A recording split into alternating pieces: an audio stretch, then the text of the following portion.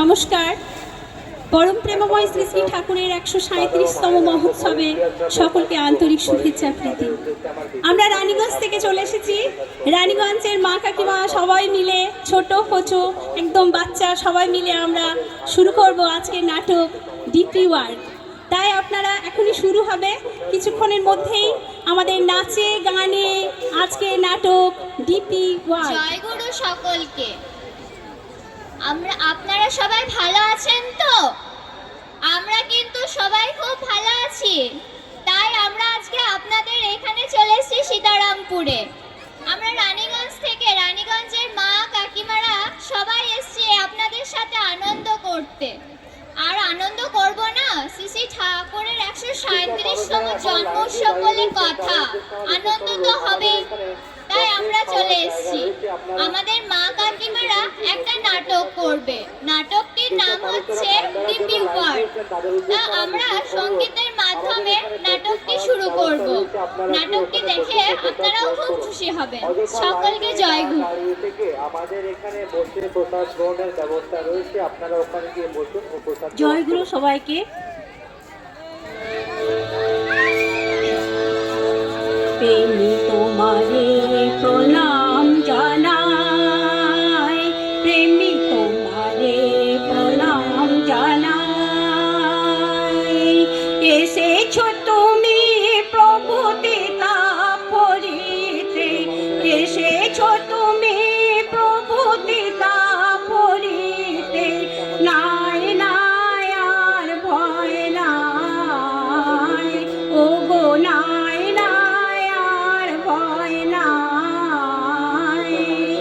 তোমারে প্রণাম জানাই, প্রেমী তোমারে প্রণাম জানাই।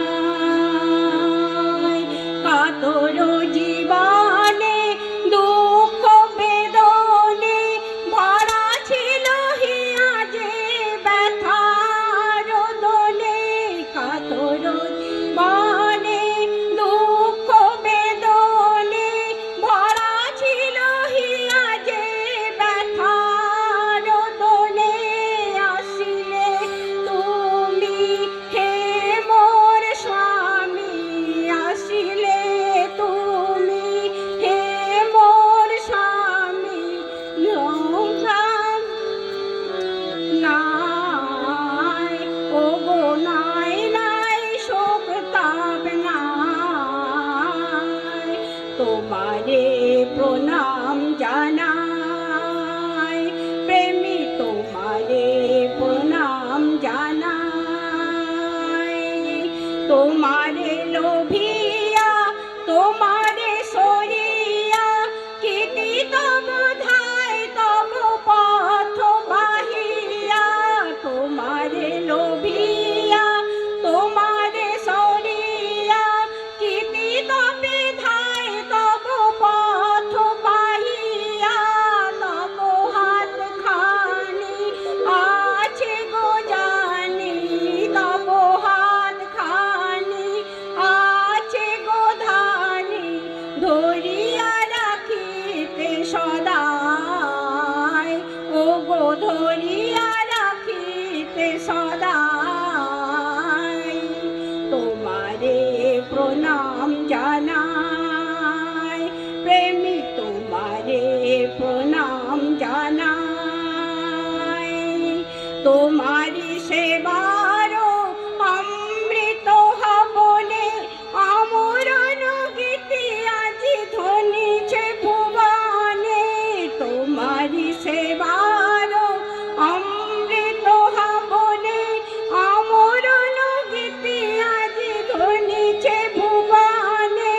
স্বস্তি মুখার পানে তোমারি দয়ার দানে, স্বস্তি মুখার পানে তোমারি দয়ার দানে।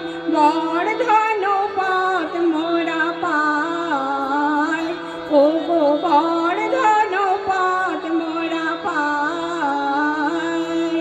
তোমারে প্রণাম জানাই, প্রেমী তোমারে প্রণাম জানাই।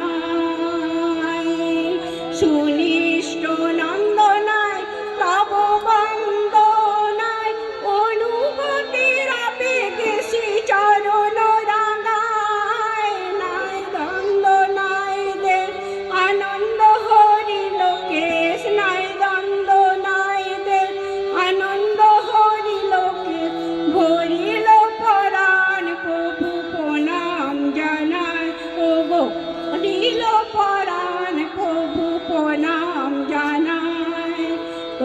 তোমারে প্রণাম জানাই, প্রেমী তোমারে প্রণাম জানাই।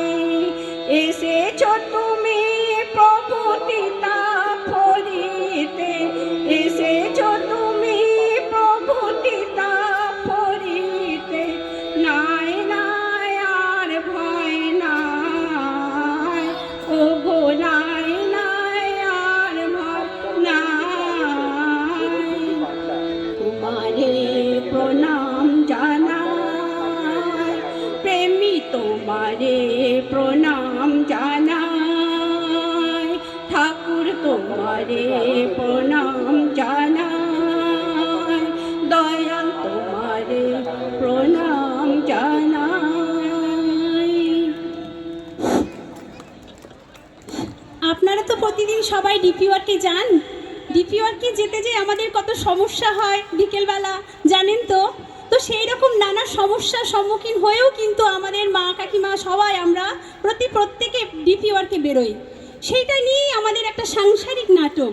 সংসারে থাকতে গেলে তো সংসারটাই সব থেকে প্রিয়। তো সেই সংসারের জ্বালাকালাগুলো কত সামলে মারা যে কত দ্বন্দ্ব করে ডিপি ওয়ার্কে যায়, তারই একটা নিদর্শন ছোট্ট হাস্য কৌতুকের মাধ্যমে নাটক ডিপি ওয়ার্ক। সবাই ডিপি ওয়ার্ক করতে যায়, ডিপি ওয়ার্ক করতে যায়, কিন্তু ডিপি ওয়ার্কটা যে আসলে কি সেটাই জানে না অনেক বাড়িতে। সেই নিয়ে হাস্য কৌতুকের মধ্যে যদি কোনো ভুল হয়ে থাকে আপনারা একটু ক্ষমা করে দেবেন। কিন্তু দেখুন এই ছোট্ট বয়স্ক ছোট্ট শিশুদের এবং মা কাকিমাদের সঙ্গে মিলে নাটক ডিপি ওয়ার্ক। সুমিতা, সুমিতা, কে কে রে? আমি রুম্পা, রুম্পা রে। বাবা রুম্পা, তুই আজ কোন দিকে সূর্য উঠেছে রে, যে ভর দুপুর বেলা তোর আগমন? কি ব্যাপার? হ্যাঁ রে, চলে এলাম। কেন এসেছি আজকে আমি বলতো সুমিতা তোর বাড়িতে? কেন রে? কেন বল, কেন এসেছি আজ আমি? কেন এসেছিস বল না। হ্যাঁ, আমি শুনলাম তোরা নাকি প্রত্যেকদিন দুপুরবেলায় 3টে থেকে 6টা ডিপি ওয়ার্কে বেরোচ্ছিস। তাই আমি ভাবলাম আজ তোদের সাথে বেরোবো, তাই চলে এলাম। DP work? তুই ডিপি ওয়ার্ক নিয়ে কি করে জানলি? তোকে তো আমি আগে কত যাজন করেছিলাম, কত ঠাকুরের কথা বলেছিলাম। কই, তখন তো তুই দীক্ষা নিসনি। তুই কখন দীক্ষা নিলি রে রুম্পা? হ্যাঁ রে, আমি দীক্ষা নিয়েছি। তুই যখন আমাকে যাজন করেছিলি আমি তখন ঠাকুরকে বুঝতেই পারিনি। তারপর একদিন আমি আমার ননদের বাড়ি গেলাম, সেখানে শুনলাম ওরা সবাই দীক্ষিত। তখন আমার তোর কথা মনে পড়লো। সুমিতা তো আমাকে বলেছিল দীক্ষা নিতে, কিন্তু আমার তো নেওয়া হয়নি। তারপর আমার দীক্ষা হলো। দীক্ষা হওয়ার পর ঠাকুরের কৃপা পেলাম, ঠাকুরের দয়া পেলাম, ঠাকুরের দেওয়া যজন যাজন ইষ্টভীতি সব কিছু করতে লাগলাম। তারপর আমি একদিন ফোনে দেখলাম তোরা সবাই মিলে ডিপি ওয়ার্কে বেরোচ্ছিস, তাই চলে এলাম তোর সাথে ডিপি ওয়ার্কে যাবো বলে। বাবা, আমি খুব খুশি। আমি এত খুশি হয়েছি না যে তুই দীক্ষা নিয়েছিস। আমি খুব খুশি রে রুম্পা। হ্যাঁ রে সুমিতা, তুই খুব খুশি হয়েছিস? আমি খুব খুশি হয়েছি। আর আমাদের ঠাকুরের দীক্ষা নিলে তো তুই দয়া পাবি। ঠাকুরকে যে ধরবে সেই ঠাকুরের দয়া পাবে। হ্যাঁ রে, আমি ঠাকুরের খুব দয়া পেয়েছি। ঠাকুরের দয়ায় আমি এখন খুব ভালো আছি। কই রে সুমিতা, এখনো রেডি হসনি? 3টে তো বেজে গেল, বাইরে সবাই দাঁড়িয়ে আছে। আজকে আবার আমাদের সঙ্গে সীতারামপুরের মারাও বেরোবে। হ্যাঁ হ্যাঁ, আমি তো রেডি আছি। দাঁড়া দাঁড়া, আমি না একটু ওপর থেকে আসছি, শাশুড়ি মাকে বলে আর একটু আমার কাজগুলো একটু ম্যানেজ করে আমি এক্ষুনি আসছি। তোরা একটু দাঁড়া, একটু দাঁড়া। ও সুমিতা দি, ও মুন্না দি, কখন বেরোবে বলো তো? 3টে বেজে গেল। বাবা, কোন রকম ঘর থেকে বেরোতে পেরেছি। বাবারে, শাশুড়ির কি রাগ! এই যে প্রত্যেকদিন 3টে থেকে 6টা বেরোচ্ছি, সেজন্য রেগে বোম। বাপরে বাপ, কোনো রকম বেরিয়েছি। চলো চলো। কি রে শিল্পী, এবার একটু থাম থাম। শাশুড়ি মা যখন এত রেগে থাকে তাহলে প্রতিদিন না বেরোলেই হয়, সপ্তাহে একদিন বেরোলেই হয়। বাবা মুন্নাদি, ওটা বলো না। ডিপি ওয়ার্কে বেরোবো না? শ্রী শ্রী আচার্য দেব দাদা আমাদের এটা আদেশ করেছেন। এই গুরু নির্দেশ তো পালন করবই। ডিপিও আর আমি প্রত্যেক দিনই বেরোবো। প্রত্যেক দিন কাজ করছি, প্রত্যেক দিন খাবার খাচ্ছি, আর ডিপিও আর যাব না? ডিপিও আর আমি যাবই। আচ্ছা আচ্ছা, শাশুড়ি যদি রাগ করছে, শাশুড়িকে আমি মানিয়ে নেব। শাশুড়িকে এই ডিপিও আর করে এসে শাশুড়িকে ভালো মন্দ খাবার করে খাইয়ে দেব। তারপর ভালো করে পায়ে তেল দিয়ে মালিশ করে দেব। এখন চলো তো, চলো, অনেক দেরি হয়ে যাচ্ছে। চলো চলো চলো চলো চলো চলো চলো, অনেক দেরি হয়ে গেছে। আমাদের আচার্যদেব, আমাদের অবিন দাদা বলেছেন না যে আমরা সবাই মিলে একসাথে খুব আনন্দ করতে করতে, হই হই করতে করতে আমরা সবাই মিলে ডিপিও করতে যাব। চলো একসাথে আমরা ডিপিও চলো চলো চলো চলো একসাথে সবাই চলো চলো। বন্দে পুরুষোত্তমম, বন্দে পুরুষোত্তমম, বন্দে পুরুষোত্তমম।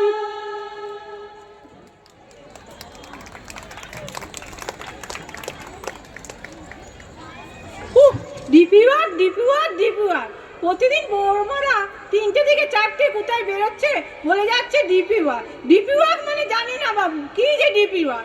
হ্যাঁ গো, আমার বৌমাও 3টে বাজলেই বেরিয়ে যাচ্ছে ডিপিও করতে।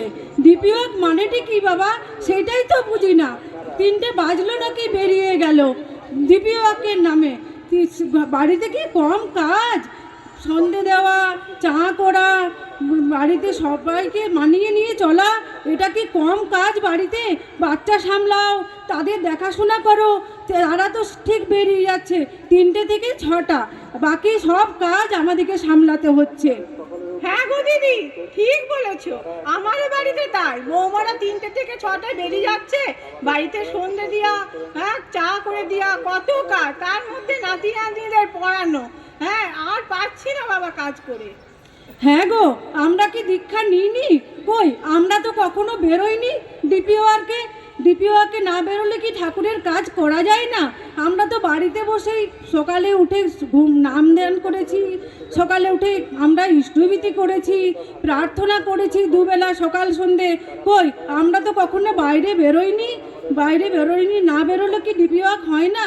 ডিপিওয়াক মানেটা কি তাই তো বুঝি না বাবা। না বাবা, ডিপিওয়ার মানেটা কি সেটাও জানি না। ঠাম্মা ঠাম্মা, তুমি ডিপিওয়ার মানে জানো না? এ রাম, কি করে জানবো? তোর মা তো কখনো শেখায়নি, আর কখনো বলেও দেয়নি। বাড়ি থেকে বেরোলেই বাঁচে। ফোনে দেখে শিখে নিতে পারো না? কি করে শিখবো? তোরা কি কখনো আমাকে শিখিয়েছিস? মোবাইল দেখে কেমন করে শিখতে হয়, কেমন করে করতে হয়, কখনো তো বলে দেয়নি তোর মা। বাড়ি থেকে বেরিয়ে গেলেই বেঁচে যায়। আমাদের খাদ্য আর জলের ব্যবস্থা আছে ভান্ডারের পেছনে। ঠাম্মা ঠাম্মা ঠাম্মা, তুমি মাকে অমনি অমনি করে কেন বলছো? ওই তুমিই তো বলেছো আচার্য দাদা প্রসাদ গ্রহণ করেন বলেছেন ডিপিওকে যেতে। অতি শীঘ্র হ্যাঁ, ডিপিওয়ার্কে বেরোচ্ছে বেরোক, কিন্তু ডিপিওয়ার্ক মানে কি সেইটা তো আমাদেরকে বুঝিয়ে দেবে, তবেই তো আমরা জানবো ডিপিওয়ার্ক মানে কি। দাঁড়াও দাঁড়াও, আমি পায়েল দিদিকে ডেকে দিচ্ছি। হ্যাঁ। পায়েল দিদি তোমাকে ভালো করে বুঝিয়ে দেবে ডিপিওয়ার্ক মানে কি। হ্যাঁ, তুই আবার পায়েল দিদিকে ডাক, যা পায়েল দিদিকে ডেকে নিয়ে ডিপিওয়ার পায়েল মানে দিদি? কি বল। পায়েল দিদি, ঠাম্মা ঠাম্মা, তোমরা ডিপিওয়ার্ক মানে বুঝতে পারছো না? না, কি করে বুঝবো ডিপিওয়ার্ক মানে কি? না বুঝিয়ে দিলে। আমাদের এখন বর্তমান আচার্যদেব দাদা বলছেন প্রতিদিন 3টে থেকে 6টা পর্যন্ত ডিপি ওয়ার্কে বেরোতে। তাই তো মারা 3টে থেকে 6টা পর্যন্ত ডিপি ওয়ার্কে যায়। বেরোচ্ছে বেরোক, তাতে তো মানা করিনি, কিন্তু ডিপিওয়ার্ক মানে কি সেইটা তো আমাদের বুঝিয়ে দেবে। ডিপি ওয়ার্ক মানে, আচ্ছা আমি আন্টিকে ডেকে দিচ্ছি, উনি আপনাকে ভালো করে বুঝিয়ে দেবেন যে কেন? ডিপি ওয়ার্ক মানে কি। কেন তুই বলতে পারছিস না ডিপিওয়ার মানে? আবার কোন আন্টিকে ডাকবি? আমি ডেকে দিচ্ছি, দাঁড়াও, আন্টি তোমাদের ভালো করে বুঝিয়ে বলবে। যা তাড়াতাড়ি ডেকে নিয়ে আয়, আমাদের অনেক কাজ পড়ে আছে। আন্টি আন্টি,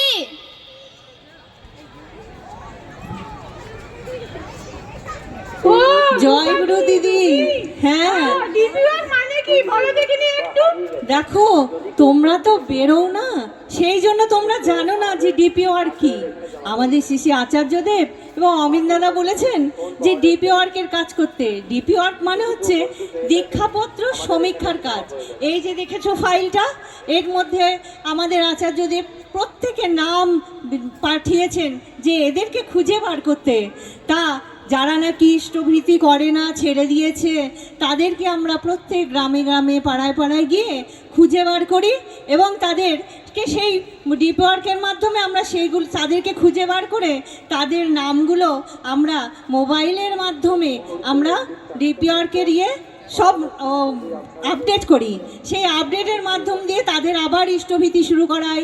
আমরা সবার প্রত্যেকের বাড়ি বাড়ি গিয়ে তাদের ঠাকুর সাজানো আছে কিনা ভালো করে সেগুলো দেখি।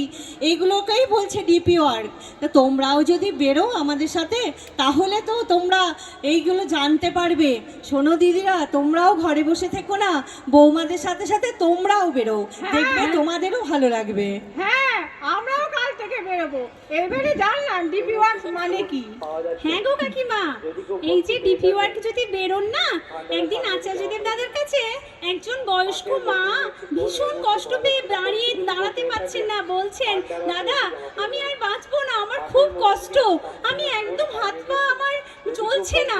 তখন আচার্যদেব দাদা বললেন মা আপনি একটা কাজ করবেন, যান তো পাশের বাড়ি গিয়ে একটু জয়গুরু দিয়ে আসবেন, কয়েকদিন এটা করুন তো দেখি, তারপর আপনি এসে বলবেন। দেখা গেল সেই মাটি আবার 1 মাস পরে দেওঘরে যেয়ে আচার্যদেব দাদাকে বলেছেন আমি খুব ভালো আছি মা, খুব সুন্দর। তার মানে তিনি বলছেন বয়স্ক মা কাকিমা সবাই বেরোবেন, দরকার পড়লে পাড়ার একটা বাড়ি গিয়েও জয়গুরু দিয়ে তাদের খবরাখবর নিয়ে, অবিন দাদা বলছেন তাদের বাড়িতে চা খেয়ে আসবেন। কিন্তু আপনারা সবাই রোজ প্রত্যেকে বেরোবেন, বৌমারা যেমন বেরোয় আপনারাও তেমনি বেরোবেন। চলুন আমরা সবাই একসঙ্গে বেরোই। বন্দে পুরুষোত্তম, বন্দে পুরুষোত্তম, বন্দে পুরুষোত্তম। এইরকম ভাবে ডিপি ওয়ার্কের মাধ্যমে যে মাগুলিকে আমরা পেয়েছি তাদের নিদর্শন আপনারা শুনুন। ঠাকুরের কত দয়া পেয়েছি, একজন একজন করে মা সেই শোনাবে আপনাদেরকে কিভাবে তারা ডিপি ওয়ার্ক থেকে উঠে এসে এখন আনন্দ পেয়েছে। এই যে মাকে দেখছেন, এই মাকে আমরা ডিপি ওয়ার্কের মাধ্যমেই পেয়েছি। ও ওর পরম পিতার চরণে আমার ওর অভিজ্ঞতাটা বলবে। আমি ডিপি ওয়ার্কের মাধ্যমে মায়েদের কাছে আমি অনেক শুনেছি, তাই আমি দীক্ষিত হয়েছি। দীক্ষিত হয়ে আমি খুব ভালো আছি, আমার স্বামী নেই, আরও ইত্যাদি নেই। আমি ঠাকুরকে পেয়ে খুব খুশি আছি, খুব সুখে আছি, খুব ভালো আছি। ঠাকুরের মাধ্যমে আমি একটা সরকারি আন্ডারে একটা কাজে যুক্ত হয়েছি, সেখানে আমি খুব ভালো আছি, আজও আছি, এখনও আছি। ঠাকুরকে আমি কখনোই ভুলব না। জয় গুরু পুরুষোত্তম। এথরা থেকে এসছেন একটি মা, তার ছেলে কিভাবে দীক্ষা যখন নেয়নি তার সারা শরীর একদম অ্যালার্জিতে পরিপূর্ণ ছিল, সেই মাটিও আপনাদের কাছে এসে জানাবেন যে সে ঠাকুরবাড়ি গিয়ে মৌরানী মার আশীর্বাদে কিভাবে তার সন্তান ঠিক হয়েছে। মাকে আমরা ডেকে নিচ্ছি মঞ্চে।